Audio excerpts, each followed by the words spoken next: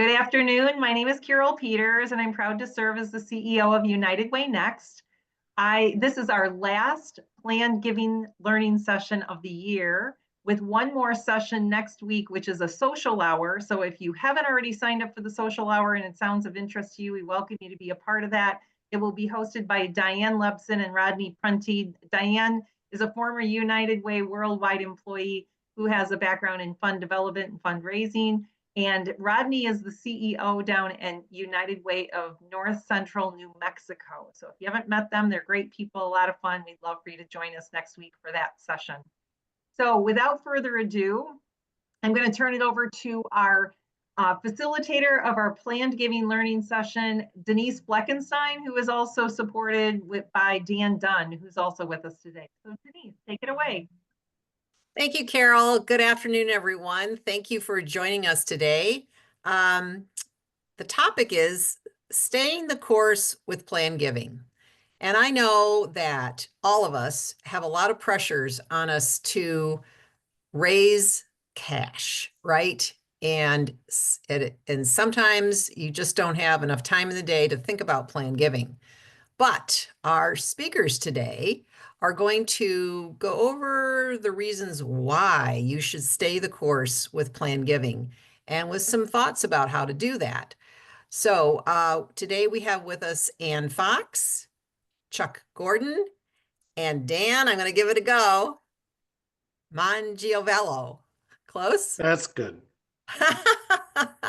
So thank you very much. Dan Dunn, do you want to say a few words here? Just say hi to everyone and thank our presenters and thank all who are willing to spend valuable time to participate in this session.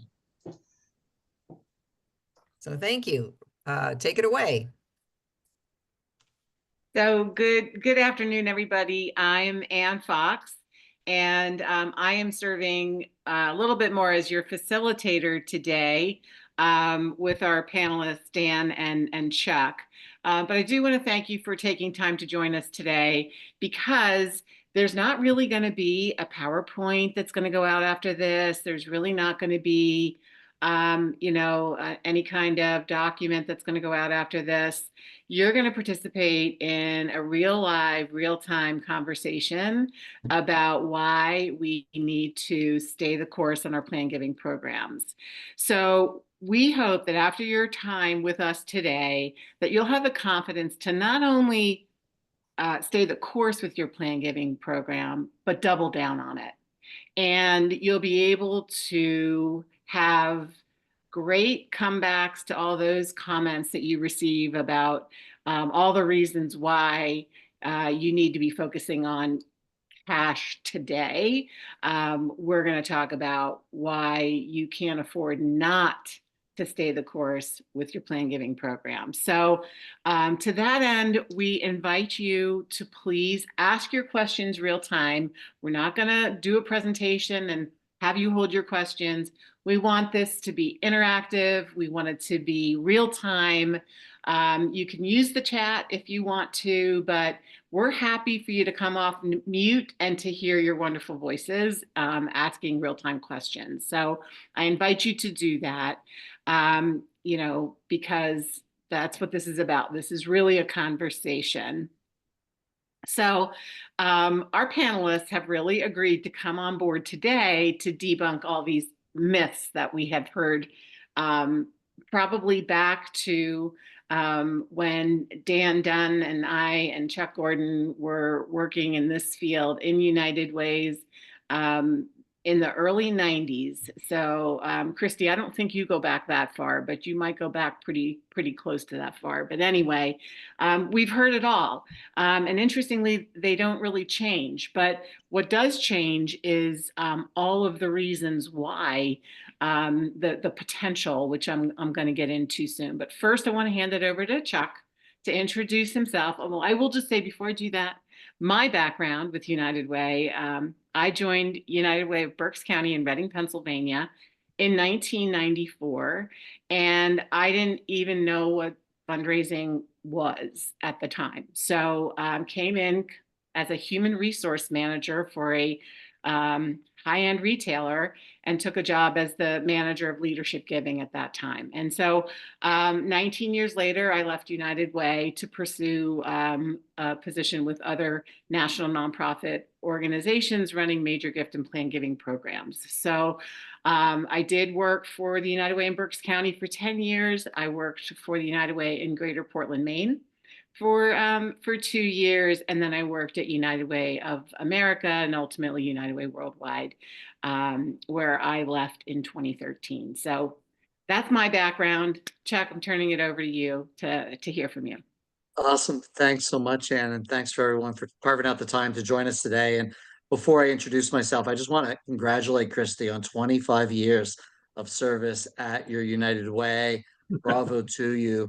I was often asked, like, why were we as successful as we were here in Boston? And a lot of it had to do with that tenure and the incredible time and relationship development over these many, many years. So, Christy, hats off to you. Congratulations. And bravo to you. So welcome. I'm Chuck Gordon. I'm delighted to be with you today. I joined United Way in 1986. Why they hired me as a 24-year-old kid, I have absolutely no idea. I had no experience. I didn't know what the hell I was doing, but for some reason, got an internship there, and then they offered me a full-time job, and I simply said, "I'll take it. I'll stick in my business school program for a couple of years. I'll graduate. I'll go get my real job, but this will be some cash in the meantime." Needless to say, I didn't leave until 2008, 21 years later. And I had the very good fortune at the United Way here in Boston, Mass, to be part of an initiative that really challenged the United Way in Boston, challenged the United Way system overall, because I was not your typical workplace giving guy.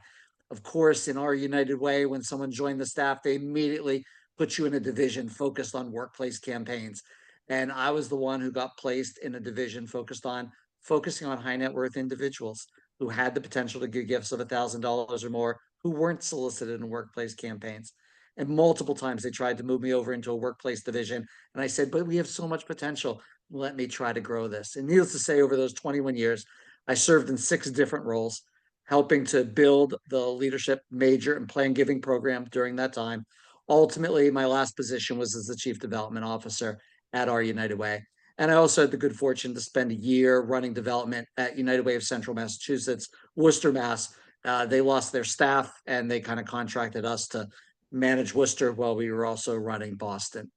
And during that time, one of my greatest joys was serving as a volunteer for United Way of America. And I was one of those early, and you can tell my age just because I say United Way of America. I think you all say United Way Worldwide now, and it's not just America. But all that existed was United Way of America at the time. But I was one of those early Ruth Maldonado groupies, for those of you who may have been in the system long enough to remember Ruth, who was truly the mother of the Alexis de Tocqueville Society. And Boston was one of those prototype cities that we were asked to help take this unique initiative called the de Tocqueville Society and grow it. And I'm proud during my 21 years, we grew de Tocqueville into being the largest one in the country, more than 800 members, 7-time Fleur-de-Lis award-winning United Way. I don't know if you still do Fleur-de-Lis awards anymore, but we were always pursuing our Fleur-de-Lis awards and really kind of enjoyed that experience. At United Way of America, I served as the volunteer chair of the Major Leadership and Plan Give Council for 4 years and just enjoyed working with a great group of leaders from Ann to Eve Powell to many others who were part of the early movement of United Way. I left United Way in 2008, became the National Chief Development Officer at City Year, and then continued in a national, I was there for 4 years, doubled revenue, and continued in a National Chief Development Officer role after City Year at Health Leads and then at You Aspire. And you may be familiar with those organizations if they're operating in your community, or you may not. But I really enjoyed helping organizations scale across the country. The only reason I could do that was because of my experiences at United Way and what I gained and what I learned from my many years of working at a national level. And to the note that Ann put out there, there's lots of trainings that I did over the many years as I was asked by United Way and had a CPO who was very generous in giving me time to go do that. But the first training in good old Worcester, Mass, and went as far west, I think, as Lake Tahoe, Nevada, which I got smart after the many years and said, stop sending me to Worcester. Could I please go to a fun place? And Lake Tahoe was on that list. Ultimately, with the roles that I've played today and for the last 11 years, I've had the good fortune to run a consulting practice. I focus on all things fundraising, board and governance best practices, strategic planning, as well as executive search. And I've enjoyed some of the work I've had in recent years with local United Ways as well. And it's been fascinating to watch the transition that's occurred over these many, many years. But let me also just share my brief story in terms of why I am so passionate about plan giving. And if we could just go to the one slide, and one and only slide that I have, but I want to introduce everybody to two of my absolute favorite donors that I met very early in my career, the Lamb sisters, Amy Lamb and Rosamund Lamb. These were two, as you can see, older women, never married, never had any children, and were de Tocqueville Society members before there was ever a concept of de Tocqueville Society, giving us that $18,000 a year each. And unfortunately, in 1989, the Lamb sisters both passed away. And there was an article in the Boston Globe that brought to the attention of the world these two incredible philanthropists who were very quiet about their giving. But the article talked all about them passing and talked about the long list of charities listed there that they had left money to. And the United Way was not on the list. And I had a volunteer who was, as we all have volunteers who are quite established in our communities, who knew the trust attorney and said there had to have been a mistake. And he said, let me call the attorney and let me see if there's something that can be done. And sure enough, the attorney told him what we all don't want to hear. There was no mistake. United Way simply had never asked. And had we asked, of course they would have made a provision because they'd been generous to the organization for so many years. I was a staff person that had responsibility for these two women. I was 20-something years old. I had no idea what plan giving was. It was nowhere within the radar of our organization at all. But from that point on, in 1989, I said, I'm going to be passionate about this subject, and we are going to stem the tide, and we are going to change practice so that we make sure that we never experience not having invited someone to participate and make a provision in their estate plans.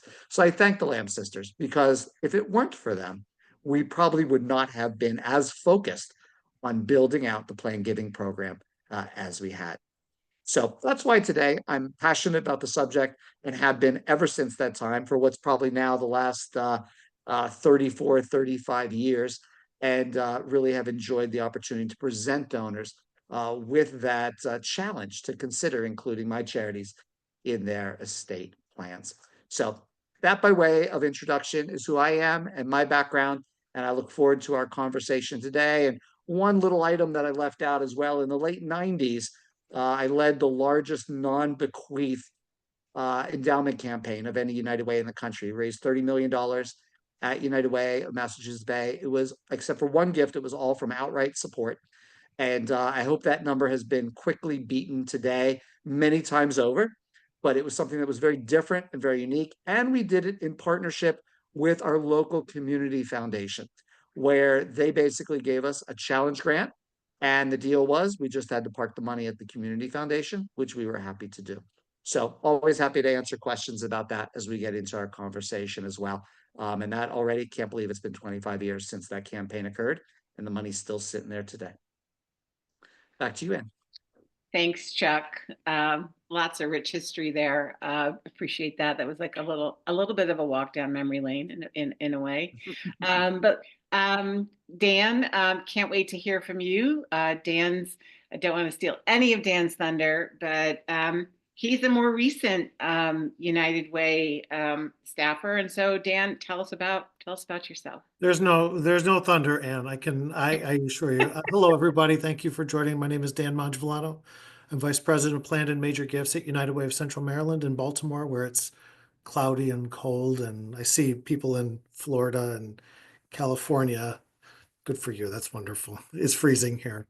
I've been at United Way of Central Maryland for only 5 years, and this is my second career. Before that, I was an English professor of 19th century British poetry. So when we talk about being new to major gifts, being new to planned gifts, it's one of the reasons why I jumped at the opportunity to speak with you, is because not only am I still learning about planned giving, I've had some remarkable teachers here in Central Maryland, not only in the staff, but in the volunteers who I've been working with, who have really taught me about planned giving, why it's important, and why it's essential to the future of our organization. Very, very briefly, I'm also leading our 100th anniversary campaign. Your friends in United Way of Central Maryland turn 100 next year. We've been running a $20 million over and above campaign for about 3 years. And if there's anybody, I'm about $90,000 away from that $20 million goal. So if anybody has 90 grand burning a hole in your pocket, I'd be so grateful to be done with this campaign if you could help me out. So there's a lot to celebrate in Central Maryland. We're trying to finish this campaign by the end of this calendar year, and then we'll spend all of our anniversary year of 2025 celebrating. So in the same way that Chuck, the Lamb sisters are conformative to Chuck's experiences with planned giving early in his career, I would say that the Pollocks, Mark and Joanne Pollock, are equally as formative in mine. They are our largest planned givers here in Central Maryland. They made a $500,000 planned gift. They are the co-chairs of our anniversary campaign, and were really the ones when I took on planned giving in Central Maryland about 3 years ago, are the ones who helped me to not only understand what a planned gift was, but the kinds of questions that you might ask to get people to open up about why they might want to make a planned gift. And so I'm hoping that we can talk a little bit about that today, and about maybe some of how I became comfortable talking more about planned giving, and how I have baked that into my work as a major gift officer for the annual campaign, plus for our over and above anniversary campaign. I've also included here a QR code for a Substack that I write. It is essentially a blog about fundraising. My mother is delightful. She is a wonderful People magazine reader.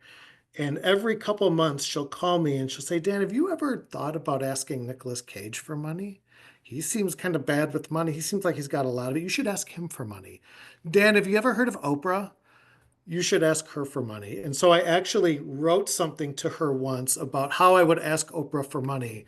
And it turned into the Substack about all of the ways that there are fundraising insights, the heart and humor and the humanity of fundraising all around us.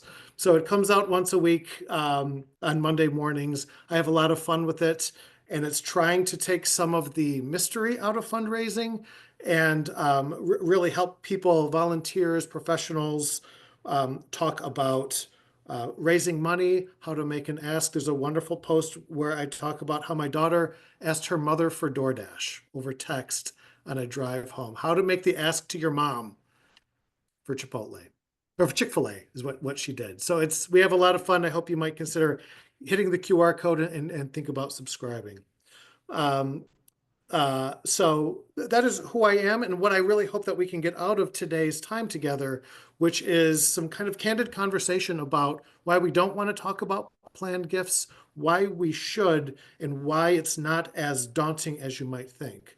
I'll just end with stealing, Chuck, a line that I heard from you yesterday on our prep call. And I'm going to get this wrong, so pop in if I get it wrong.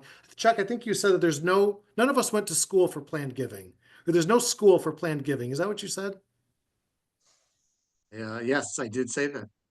Because there's no school for planned giving, there's no test to cram for. There's no cheat sheet that any of us need to be smuggling into any meeting that we're in. There's no red pencil telling us that we're wrong about things. That has been my experience over 2 years. And that is largely from the teachers that I've had about planned giving, who you just saw on screen, and the teachers that Chuck shared with us as well. So if there's anything that I can share today in my few years with planned giving, is that there is no test. And I think we should all have a lot of confidence in that. So Anne, I'll kick it back to you, and we can kind of get a discussion started, I think. Sounds great, Dan. Thank you so much. And yeah, there is no school. That is so true. So before we kick off into the conversation, I want to share a couple of statistics, and these are really just a couple, but I felt like it might be helpful for us to just have at the top of our mind as we go into this conversation, the opportunities presented by plan giving. And when I say that, I mean, like, what is the potential, right? So, Chuck's been doing this work since 1986. I've been doing this work since 1994. Dan Dunn, I'm well before that. The wealth transfer number has, been one of those astronomical numbers that we've all sort of been hearing about, right? The transfer of wealth and the baby boomer generation and the greatest generation. And so when I started, I think that number was around $20 trillion, and that money was going to be passing. And the most recent figure that I saw, and this number changes and jumps around depending where you read it from, was $84 trillion, with a TR, trillion dollars, will change hands between now and 2045. So that is a lot of money. And so, this incredible wealth has been built, and it is exponentially growing. So for those of you who are newer in your career and thinking about where you want to really, like, maybe specialize, plan giving is the place to be, because this is really where the money is, and it's different than annual giving, though, and so we're going to talk a little bit more about that. So Anne, I just want to say, I agree with your statement about really looking at this as a career. Is exactly what I did when I started to consider going into nonprofit work. And awesome. It was great. Awesome. Thank you for that, Denise. Yeah, you were one of the few that I remember when I was still working for United Way that was really focused specifically on plan giving. Here's another good one. The average bequest size, again, always a moving target. And I don't even remember what it was back when I first started. I remember, maybe when I was working in Portland, we used to, figure on about 40,000 was the average bequest size. The average bequest size that I recently read, and again, this, depending where you're reading, it jumps around, but was $78,000. So, my experience, more current, supports that number. The organization I'm working with now, about $100,000 is the average bequest size.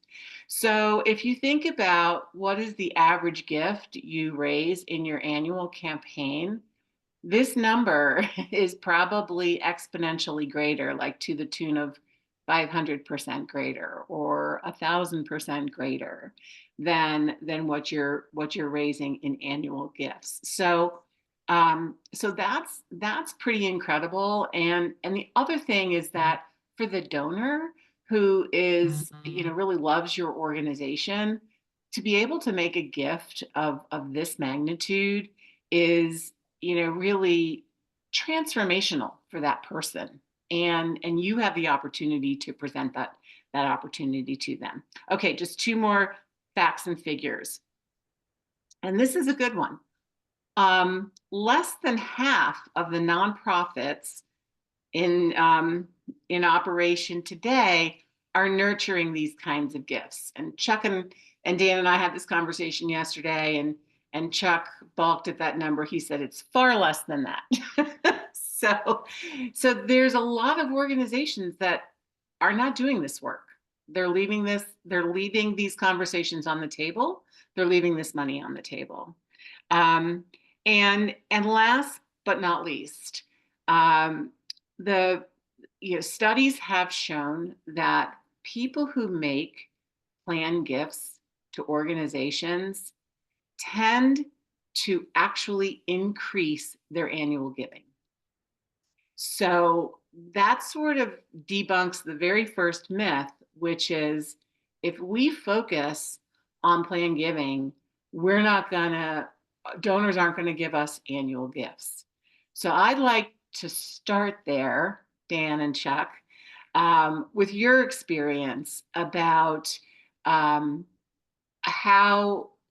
donors that you've worked with that have made planned gifts, how has that changed their relationship with the organization, relative to their giving, engagement, any kind of thing like that, and would love to hear from others, how, if you've had an experience about that. So I'll leave it to Dan or Chuck to chime in. Dan, you want to start on that? You want me to take a crack? Please do. Sure, absolutely. So, there's so many different types of donors who make planned gift commitments. And I do think one of the traits of a planned gift donor is that it's not about gift size, it's about continuity of support.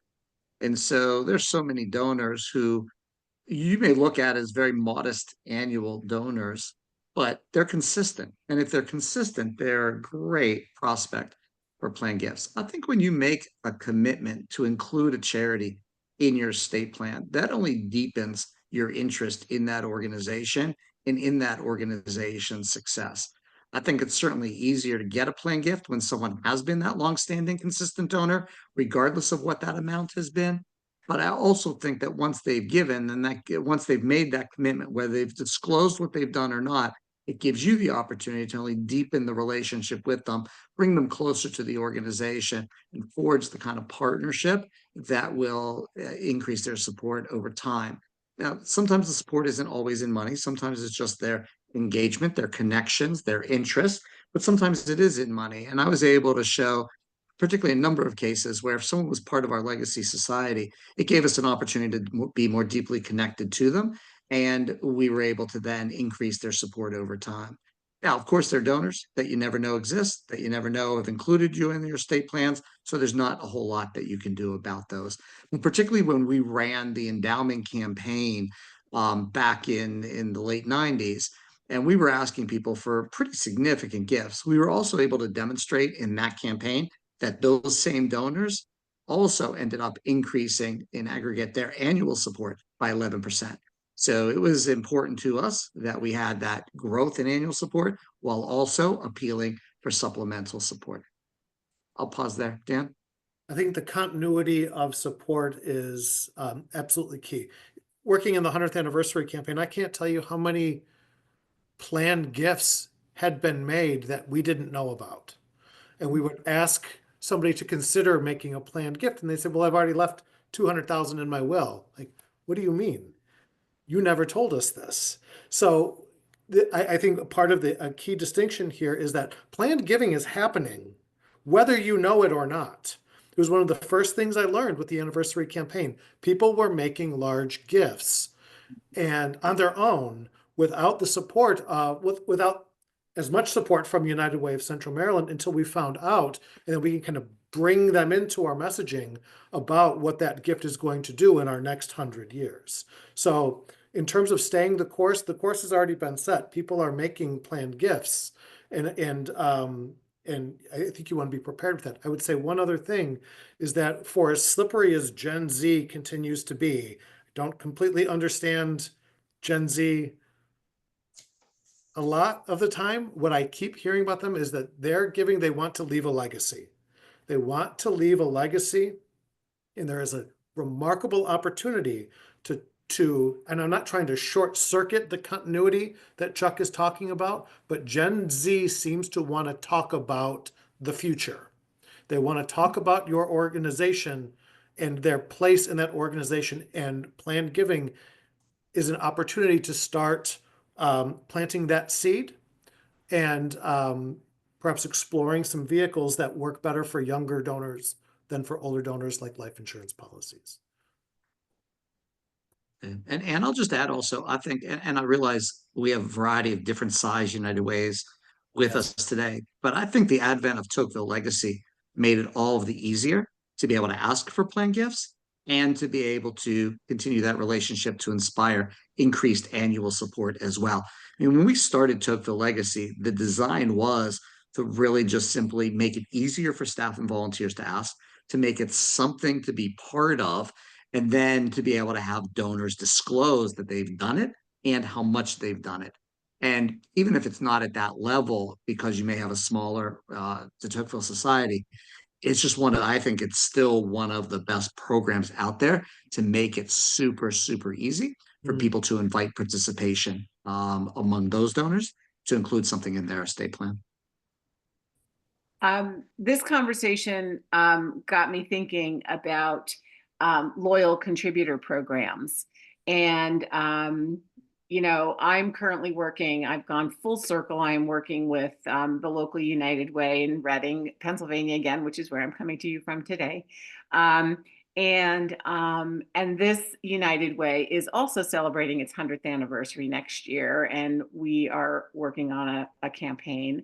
And one of the things that actually we started doing way back when I was here was really beginning to try to collect data about our loyal donors. And I am still to this day blown away by the number of people who have been giving to United Way for 25 plus years. And, you know, and again, they're in their, you know, they're probably in the workplace. They've been giving through the workplace. And these loyal contributor programs are wonderful because it's a way to really begin to establish an individual relationship with people with whom maybe you might lose touch later on. And in this organization, it's been really fun through this campaign to hear from people about how long they've been giving. I think our longest donor at this point is a donor who's been giving 64 years, I think, 64 years. Wow. And, Awesome. you know, that is a really cool conversation to have with somebody. You know, and tons and tons of people giving for 10 years or more, just, you know, thousands of people. And so, you know, to start those conversations is really, really valuable. So I just saw a thing come up in the chat real quick. I just want to check what that was. That was Christy, I think. Carol attended the loyal contributor party in June. Awesome. Yes. We do the one here in June also. It's always a lot of fun. Really great people there. So okay, I want to kind of move on to pick up on a theme sort of started by you, Chuck, when you said something to the effect about engagement and, you know, opening the conversation and having a deeper conversation. And the statement that I want to debunk here is, well, you know, we did a planned giving mailing one time, and it was a few years ago, and nothing happened. So that to me is, you know, it kind of plays into the fits and starts thing. Like, we do this and then we don't do it, and we do this and we don't do it, and we're not serious about it. You know, a little bit to Dan's point also, this is steady drip, right? This is a continuous conversation that needs to be had. And so I would love to hear from Chuck and Dan on your experience with how you have, one, continued the conversation. Also, once you know somebody has made a planned gift, how are you stewarding them? What are the conversations you're having with them? And would love to hear from anybody else about how you're doing that work and how you're keeping this conversation front and center. So Chuck, let me start here very quickly. With this 100th anniversary campaign, it's an endowment focused campaign, and we were expecting nothing but planned gifts.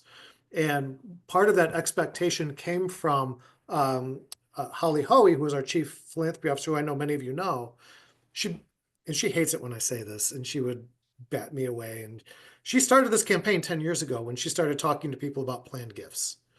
Those conversations 10 years ago, that she, in those relationships that she continued to cultivate through the annual campaign, led to the 100th anniversary campaign, which has been an opportunity to revisit those conversations and these individuals to make these gifts and be part of this conversation and the story about where United Way is going. So the secret of our campaign was that we started it 10 years ago, and let those seeds grow and blossom into what we have right now. So I tried it once and it didn't work. Doesn't quite hold water for me because it's really too shallow it's giving up too easily. Because I think that you really don't know the depth of the investment that continued conversation can lead to. So, and one more thing before I hand it over to Chuck. When Holly asked me to be the planned giving officer at United Way, I remember this so vividly. She said, "So Dan, what do you know about planned giving?" And I said, "I don't know anything about planned giving, Holly. I don't know why you're talking to me about this." And she said, "Are you willing to learn?" And I said, "Absolutely." And she helped me to work planned giving through the annual campaign, not to keep them separate, but to actually embrace them together. So when you are talking about an annual gift, there is also an opportunity to talk about a legacy gift. So I hope that we can kind of carry that thread at some point in the conversation today. The two are not mutually exclusive. Bring them together. Let them be part of the same conversation, and I think you'll have a richer conversation for it. Chuck? Yeah, I do love the aspect of a formal campaign. I see this with my clients when I'm advising an endowment or comprehensive campaign. When you have a formal campaign, first of all, it makes it a lot easier to make the ask because people want to be part of something. And secondly, you'll get people to make more disclosures when you've got a formal campaign in place versus not having a campaign in place. And it's a challenge because the data always shows that naturally, normally, only 1 out of 20 will ever disclose that they made a provision for you. And so by having the campaign, you get over that hurdle of, first of all, getting people to disclose they made the provision. But secondly, getting them to disclose what did they actually do for you? Is it a percent of the estate remainder? Is it just a flat out dollar amount? Is it something else? Having that information is super, super helpful.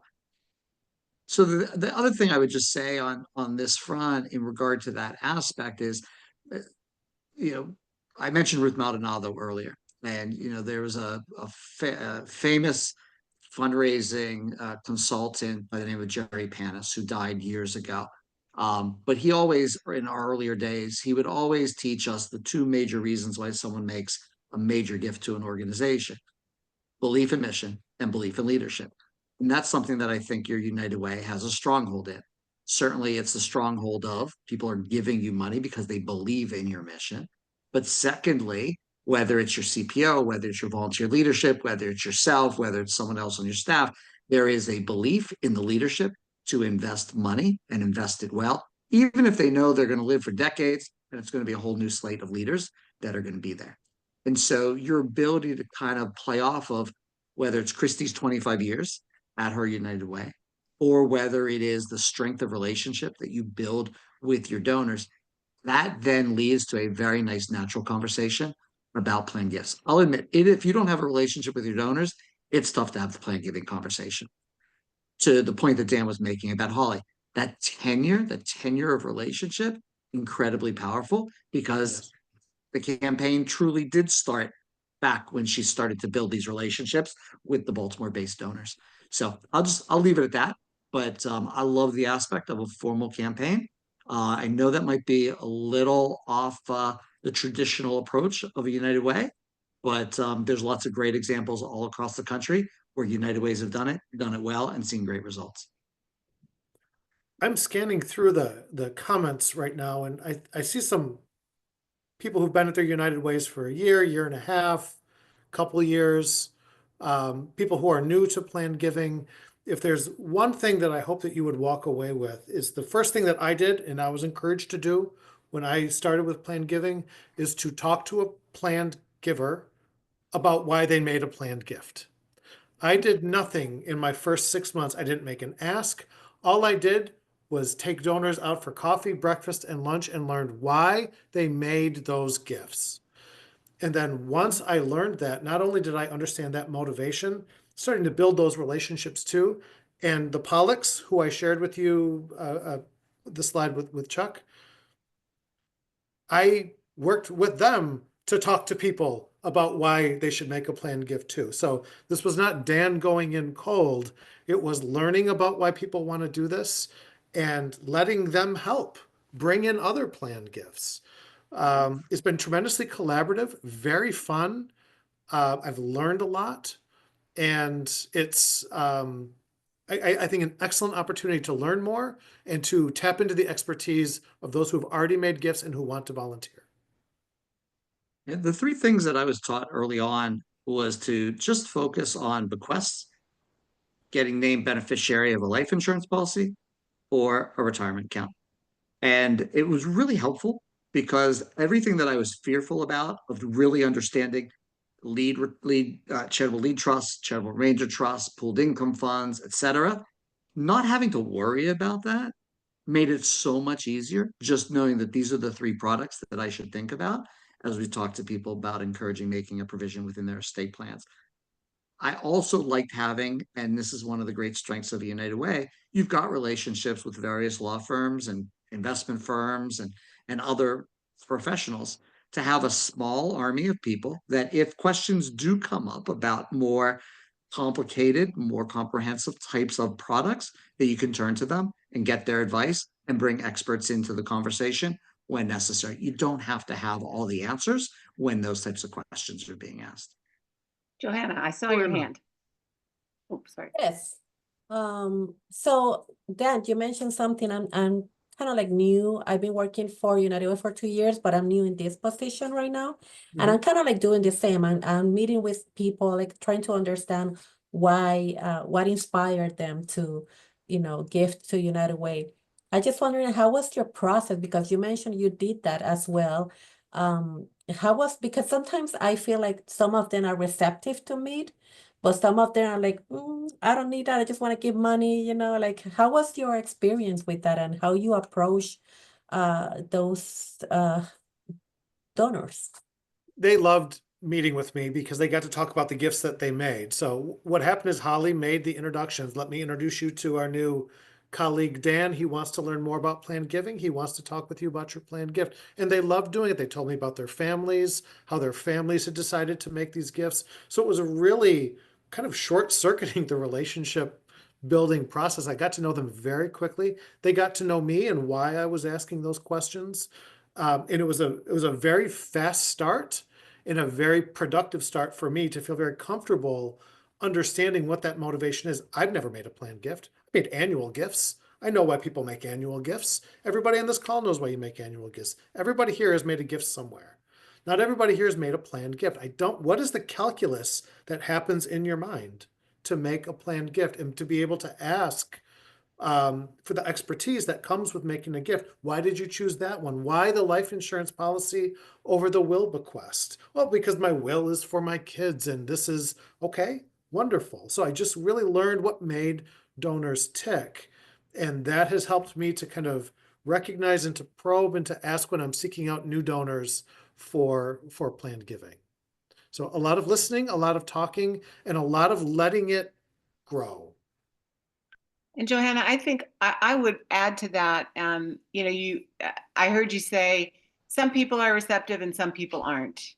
And, I think like in volunteer management, whenever we, have a volunteer solicitor, we always try to set them up with a win, right? Your first meeting is going to be with that person we know is going to be polite and kind, and you're going to have a good conversation. And so I would say, don't try to win over those people who don't really want to meet.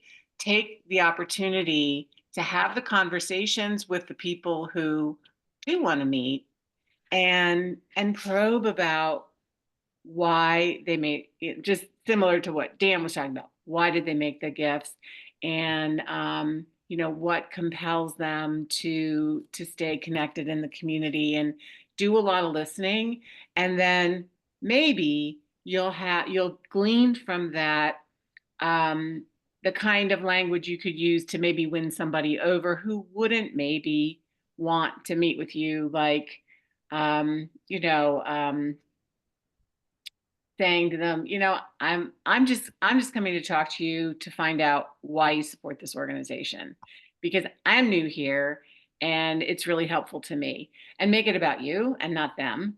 And I do think that once people start talking, they talk, which is awesome.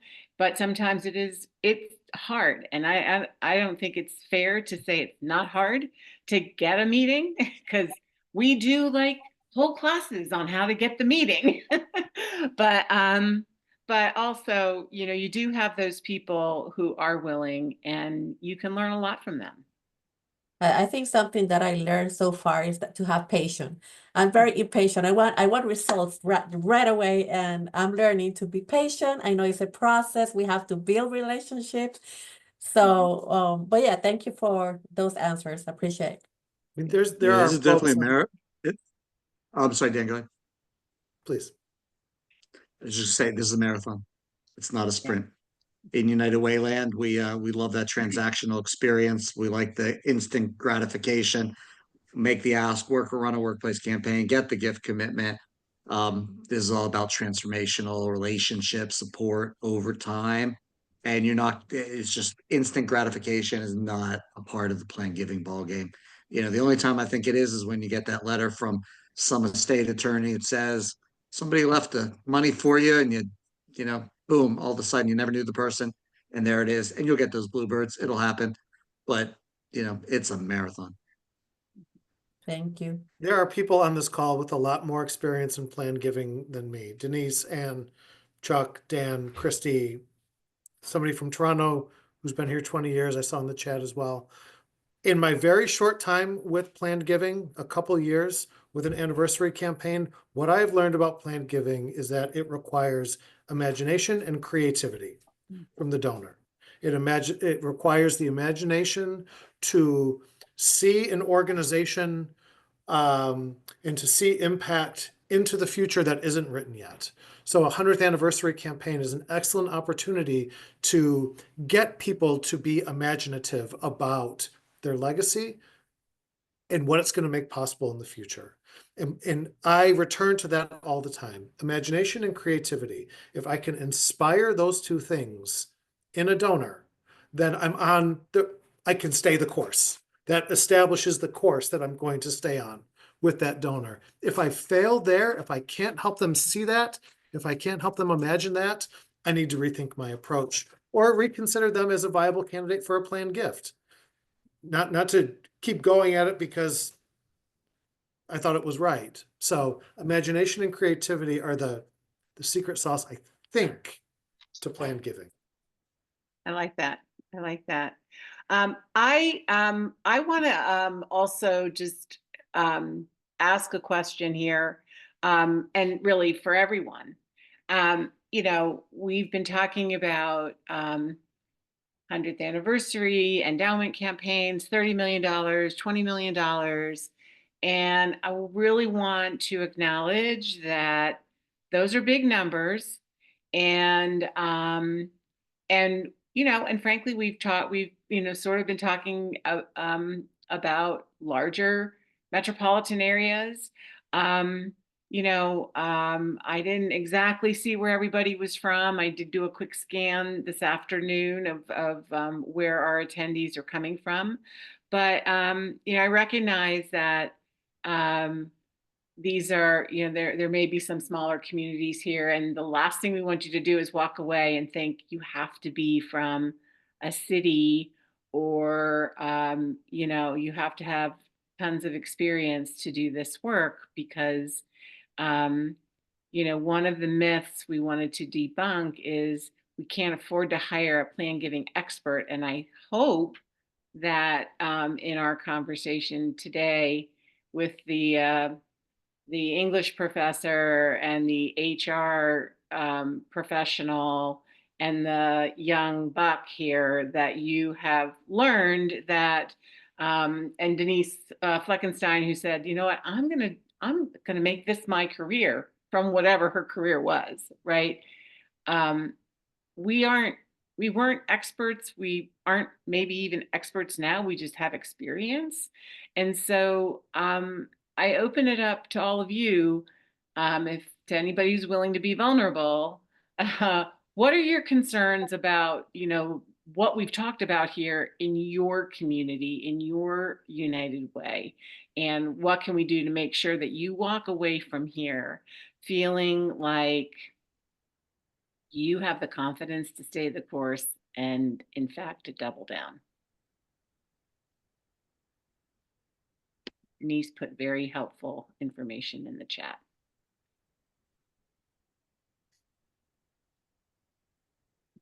Anybody?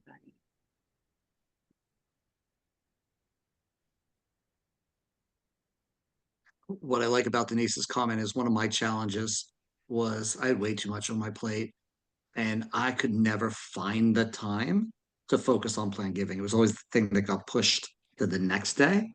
But I love your recommendation there, Denise, because once I did start scheduling time with myself to focus on it, stuff got done. And I was able to find time that way. But I always had to schedule the time in the morning because if I did in the afternoon, there would definitely be things that took priority and it fell off the calendar. Laureen, I love your question. So I'm going to read it for our experts to chime in.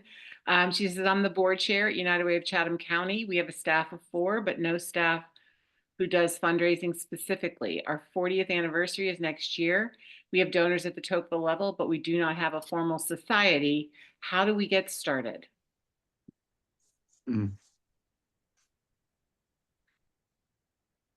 One thing I would say is finding finding a volunteer champion is helpful. That would first of all step up and make a planned gift and be willing to work with you to bring others in. And when you said you don't have a society, I'm assuming you don't have a formal Tocqueville society. I don't think you really need that to be successful in plan giving. But I think that a volunteer champion might be helpful, particularly in a situation where you have very little staff. It does sound like you're on the brink of a potential comprehensive style campaign that could lead to like a very exciting anniversary celebration. The question I would ask and where I'd start is I just start to list what are my goals? Where do I want to be a year from now that looks differently than where am I right now? And then determine, okay, so what are the strategies? What's my plan to actually get there? And I completely agree with Anne. I never saw anything amazing happen if it weren't for some champion who set the example and said, let's make this happen together. And I'll call your attention also to Carol's comment in the chat about United Way Next and the plan giving faculty that we have that are happy to serve as advisors to you as the board chair to help you get started with this work. The other thing I want to also say is, we've been talking about fundraisers who do this work. But, I also think that people who are super passionate about the work have a great story to tell and don't necessarily have to, asking may always be a little uncomfortable, but to be able to say, we're trying to grow our endowment, or we're looking to secure our future. And so we're looking to donors to make bequests. And here's why. And the here's why is the mission part of the story. And the people who tell that story the best, I think, are volunteers Dan Dunn, who is here with us today, and frankly, the staff who are working with you know with your in your community impact area, who work with volunteers. I mean, these are folks who have the why down, and they just can from the heart tell the why story, and I think that makes a big difference.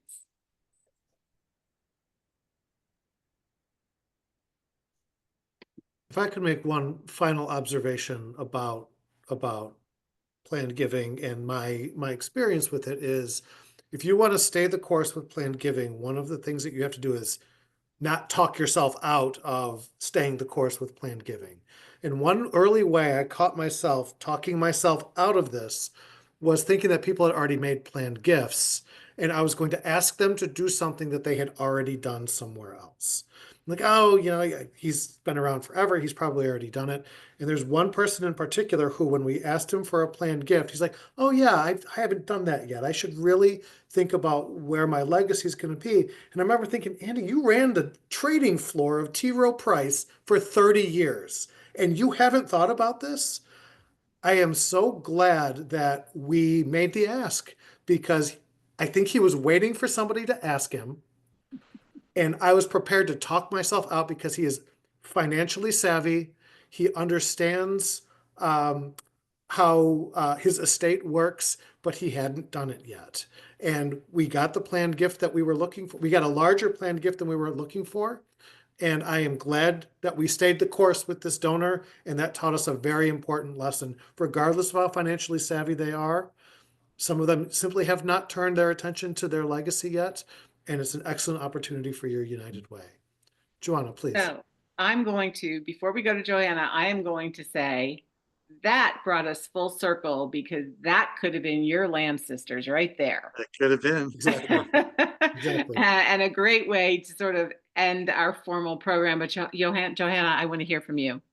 Oh yeah, no, I just want to say first, thank you for all this information. I wonder if we can, if there's going to be another session where we can, like, I mean, I feel like I want to learn the process, like if I'm talking to somebody, like what is the correct vocabulary? Like, how can I explain what is what is the name again? That kind of gift, how can I explain that? Because I have to be honest, I have no idea. And I would like to learn a little bit more about that, but all the information you guys provided is amazing. Thank you. Do you think that there's a possibility that we have another session about, maybe going a little bit more deeper in about the process?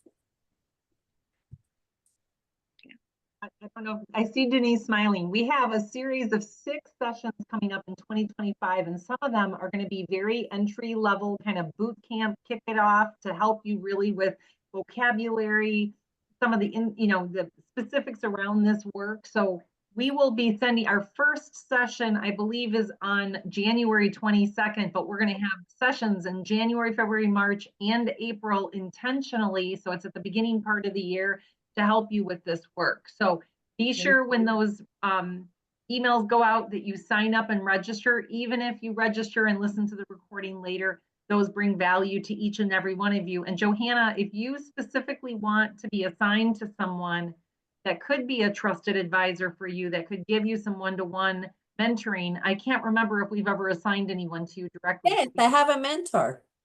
Awesome. Yes. So that's the person. That person could also be providing you with a little more one-to-one coaching and time, which is what we really want to do. And Lorraine, if I'm saying that correctly, I want to make sure I'll send you a follow-up and we'll get you connected with someone, because I think you need to have somebody who can actually sit down with you and kind of map out a 40th anniversary campaign plan and be there as your trusted advisor to coach you and guide you through that process. So just so everyone on the call knows, we have 22 volunteers. Chuck, Christy, Dan, Don, and Denise and Ann Fox are all part of the faculty who serve. Eve Powell is here. They're all part of the faculty who actually serve and are doing this pro bono as volunteers through United Way Next. So we're standing at the ready to support you. So if you get the follow-up email from this session today, which won't probably come until Monday because I'm off on Friday, follow up with me and let me know if you're looking for a trusted advisor or a mentor, and I'll make that connection. And if you're not getting what you need from your current mentor, you just need to let us know and we'll find someone else or kind of rejuvenate that relationship to make sure that they're providing the resources and information that you all need. So hopefully that helps answer all those questions. And then lastly, before we wrap up, because I know we're now over time, I want to take a moment and just say thanks to Anne for facilitating this great panel discussion with Chuck and Dan, and to the three of them for putting this together. I think it was very valuable, and clearly you've engaged this audience. And I also want to say thanks to Denise and Dan Dunn, who have been facilitating these for all of 2024. And that Denise and Eve Powell will be taking this kind of on in 25 as our our planned giving facilitators. So we're just grateful for the incredible volunteers who are providing all the additional support and resources to all of you who are serving in the network. Thank you, Thanks, everyone. Carol.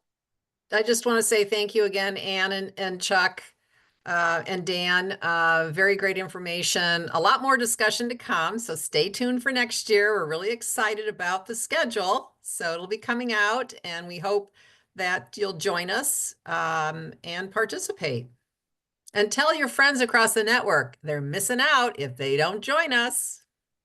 Thank you. And thank you to Christy. She's my mentor. She's here. Yay. Bye. Thanks, everybody. Have Thank a great you. rest of the day. Thank you. Happy holidays. Holidays, everyone. Thanks, everyone.